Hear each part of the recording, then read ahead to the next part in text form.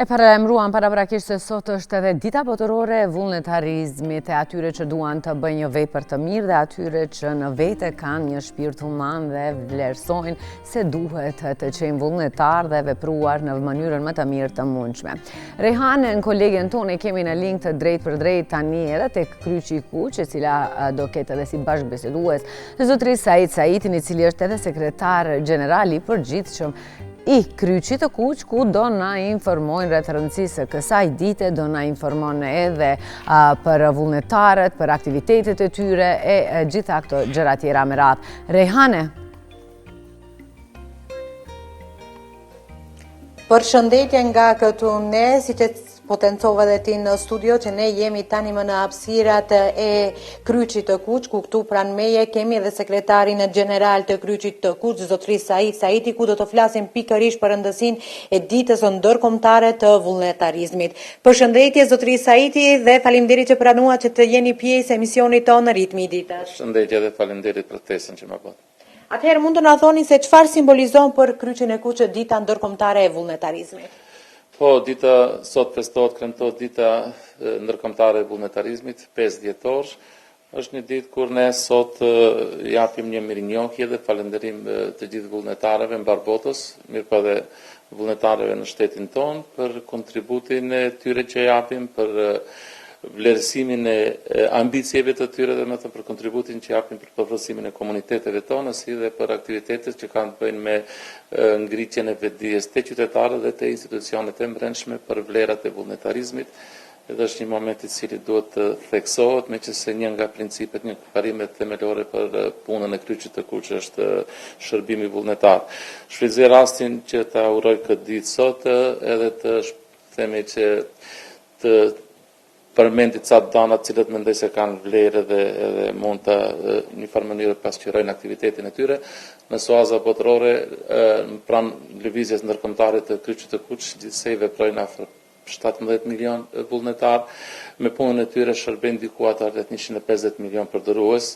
Pranë në shtetin tonë, organizata jonë posedon diku me afër 4.000 vullnetarë, cilët në bazë vjetore shërben afër 100.000 nevojtarë, të cilët një farë mënyre kanë dhe një nevojë për ndihmë nga ana e Kryqit të Kuq, nga ana e punës që na e bëjmë. Është me rëndësi të përmendet sot se përveç këto momente tash ne fillojmë sot kremtimin e ditës, kemi një sër aktivitetesh të cilët mendojmë se kanë të bëjnë me shënimin e ditës. Mes tjerave sot në partneritet me Parlamentin e Republikës Maqedonisë së Veriut, Kryqi i Kuq organizon disa aktivitete vullnetare, ku pjesëtarët e Parlamentit, deputetët do të marrin pjesë në aktivitetet tona, në qendrat tona që kemi në qytetin e Shkupit. Gjithashtu partneritet kemi sot ose bashkëveprim me kryetarët e komunave mbar vendit, me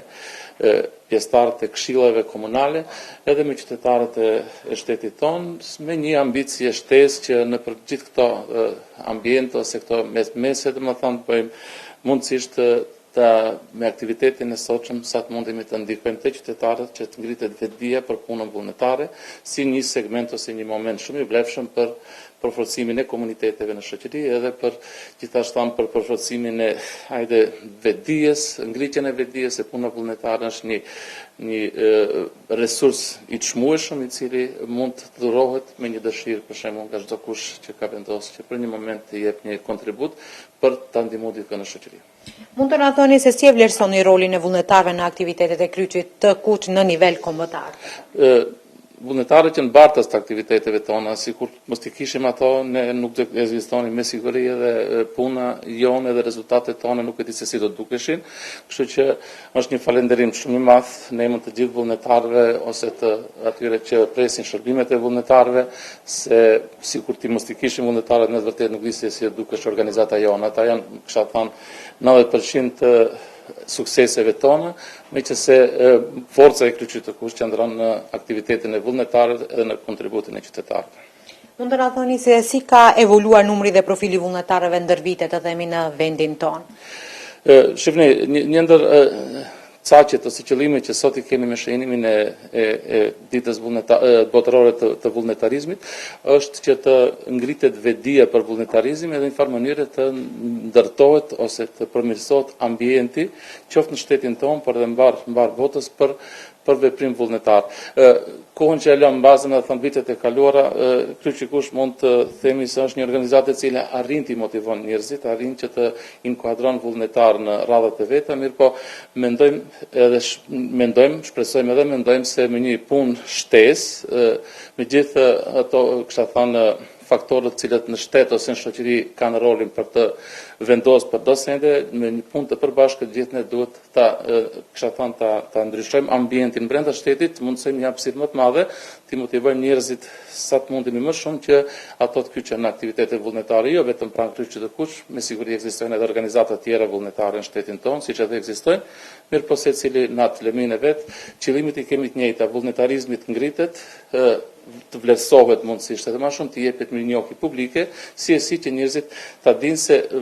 punën vullnetare, aktivitetin që e shprehin, edhe atë që kanë vendosur ta bëjnë, domethënë dikush e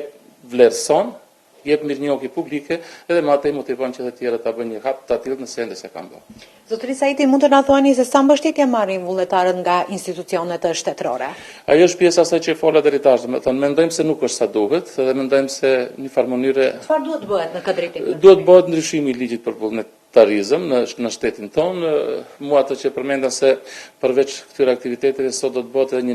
nënshkrim i një deklarate parlamentare ashtu quajtur, ku pjesëtarët e parlamentit, deputetët e parlamentit do ta nënshkruajnë me një qëllim edhe ide se do ta përkrahin vullnetarizmin edhe në formën normative, domethënë se do të marrim pjesë në atë që ne kemi si nisëm, domethënë ta bëjmë ndryshimin për ligjit për vullnetarizëm në shtetin tonë. Mirëpo këto deklarata, këtë formë të deklaratave kemi ulur edhe në nivel lokal, domethënë edhe kryetarët e komunave, po edhe qytetarët e Republikës sonë të jenë nënshkrues të asaj deklarate, meqense në formë elektronike nuk kuptohet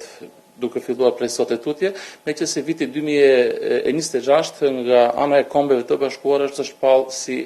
vit i vullnetarizmit, domethënë ajo nuk kupton se gjatë 3 vitit do të merren një sër aktivitetesh ose veprime të cilat të shkojnë në favor të përmirësimit të ambientit për të vullnetarizuar qoftë në shtetin tonë, por edhe mbar botën. Me siguri, meqense është shpallë dita botërore, dita ndërkombëtare e vullnetarizmit, domethënë nga ana e Kombeve të Bashkuara është shpallë nevoja që ai moment të përforcohet pak ai ambient, përmirësohet si që ne të përfitojmë sa është e mundshme më shumë njerëz që do ta shprehin vullnetarizmin e vet. Zotëri Saiti, ju potencuat ndryshimet ligjore që duhet të bëhet pikërisht për vullnetarët. A ka barriera ligjore apo të themi strukturore që vështirësojnë vullnetarizimin në vendin? Nuk kisha thënë se ka barriera, kisha thënë se interesi është ndoshta më i ulët, është temë e cila, hajde më shprehem tash më ndryshe, nuk është ndonjë temë politike, kushtimisht është temë të cilat subjektët politik në shoqëri janë të interesuar. Besoj se ka nevojë për një ndërgjegjësim, ka nevojë për një aktivitet kështu siç e ndërmarrim ne, si që të bëjmë dije gjithë atyre se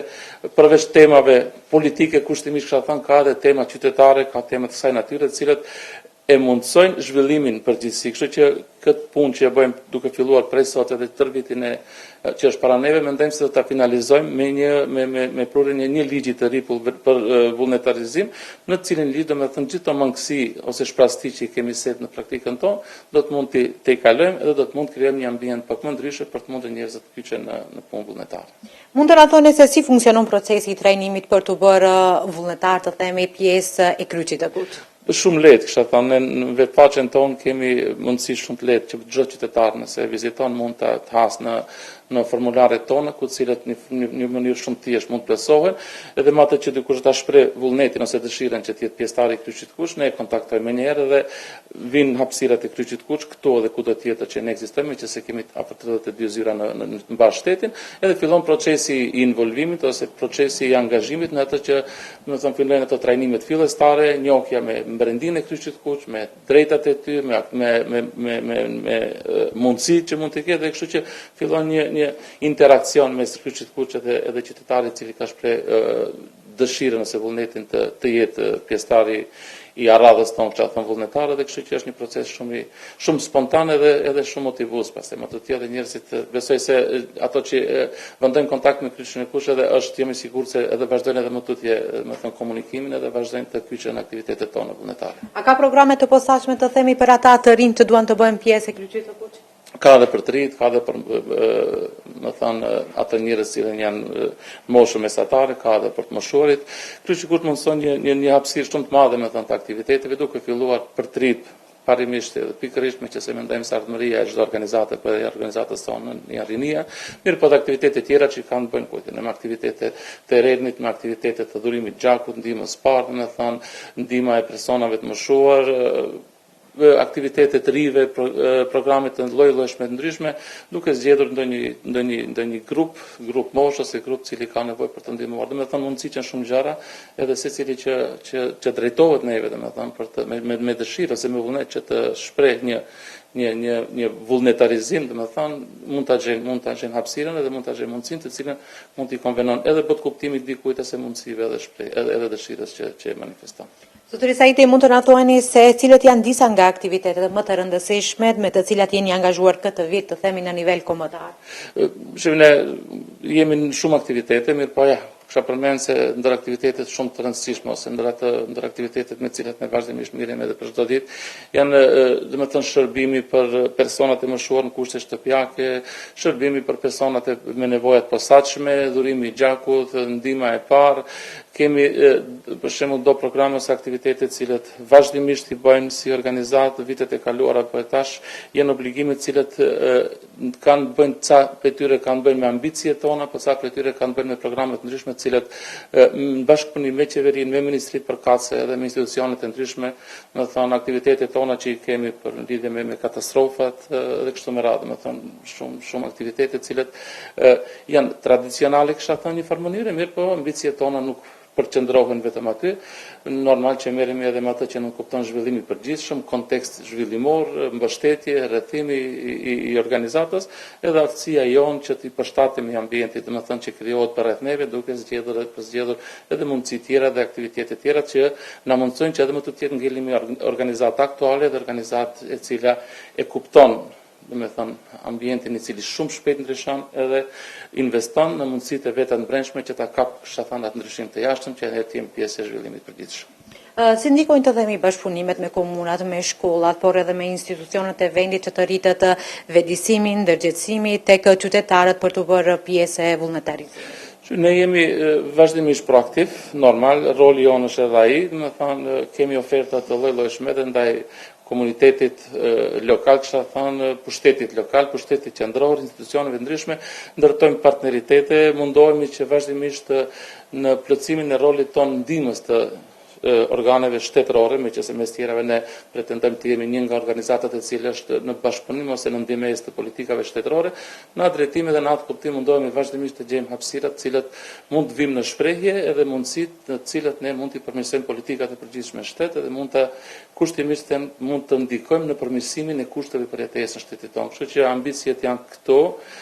çdo ditë kisha thënë si nga ana e punësuar, ashtu edhe nga ana e vullnetarëve dhe besoj se me një aktivitet këtillë ose me një ambicie që mundohemi ta shprehemi në këtë mënyrë, mund edhe më të jetë ngelimi një organizatë e cila do të jetë edhe më të jetë shumë afër, domethënë qytetarëve, institucioneve, gjithë atyre që kanë nevojën për ne, përsëri them me një qëllim ose me një cakt të fundit që ne kushtimisht të ndikojmë në përmirësimin e kushteve për jetesë gjithëve në këtë shtet. Mund të na thoni sa mendoni se nevojitet një kulturë më e madhe e solidaritetit dhe vullnetarizmit në vend?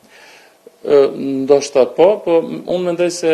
ajo kulturë është si kulturë, si sistem, nuk di se si kisha definuar këtë mënyrë, po si mbrendi e çdo qytetari, çdo personi në këtë shoqëri mendoj që ekziston, aktivitetet tona duhet të jenë në drejtim të